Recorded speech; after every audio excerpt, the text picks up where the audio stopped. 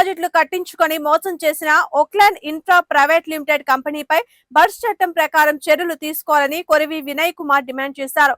ఆదివారం Guntur అరండల్పేటలోని DBF office లో జరిగిన మీడియా సమావేశంలో హైకోర్టు న్యాయవాది డీబీఎఫ్ వ్యవస్థాపక అధ్యక్షులు కొరివి వినయ్ కుమార్ మాట్లాడుతూ ఉమ్మడి గుంటూరు జిల్లాలో సుమారు 585 మంది దగ్గర సుమారు 6 కోట్ల రూపాయలు డిపాజిట్లు చేయించుకొని మోసం చేసిన ఓక్లాండ్ ఇన్ఫ్రా ప్రైవేట్ లిమిటెడ్ కంపెనీకి చెందిన రాయల రాజురావు, రాయల స్వాతి, చలపతిరావు, కిషోర్, అనిల్ రెడ్డి సారథులపై బడ్స్ చట్టం ప్రకారం కేసు నమోదు చేసి బాధితులకు న్యాయం చేయాలని హైకోర్టు న్యాయవాది దళిత బహుజన ఫ్రంట్ వ్యవస్థాపక అధ్యక్షులు కొరివి వినయ్ కుమార్ ప్రభుత్వాన్ని డిమాండ్ చేశారు. డిపాజిట్ల నుంచి సుమారుగా 6 కోట్ల రూపాయలు విలువైనటువంటి డిపాజిట్లని సేకరించినటువంటి ఓక్లాండ్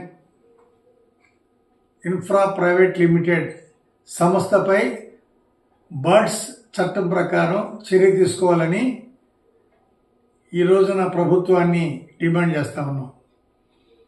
మాయమాటలు చెప్పి ప్రలోభాలకు గురి చేసి పేద మధ్యతరగతి రైతుల దగ్గర నుంచి నిరుద్యోగులు, చిరుద్యోగుల నుంచి ఎన్నో ఆశలు కల్పించి వారి దగ్గర సమీకరించినటువంటి ధనాన్నంతా కూడా ప్రభుత్వం RRR గ్రూప్ సంస్థల యజమాని రాయల రాజారావు దగ్గర నుంచి తీసుకురావాలని డిమాండ్ చేస్తూ ఉన్నాం. ఈ చట్టం ప్రకారం బడ్స్ చట్టం ప్రకారంగా కేసు నమోదు చేయాలని పోలీసు అధికారులని కోరినప్పటికీ గత సంవత్సరం సెప్టెంబర్ నుంచి పోలీసు అధికారులు తెలియజెప్పినప్పటికీ కూడా ఈ రోజు వరకు చేయలేదు.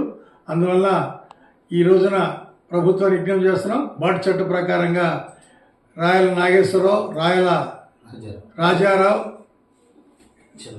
చలపతిరావు వీళ్ళందరిపైన కూడా కేసు నమోదు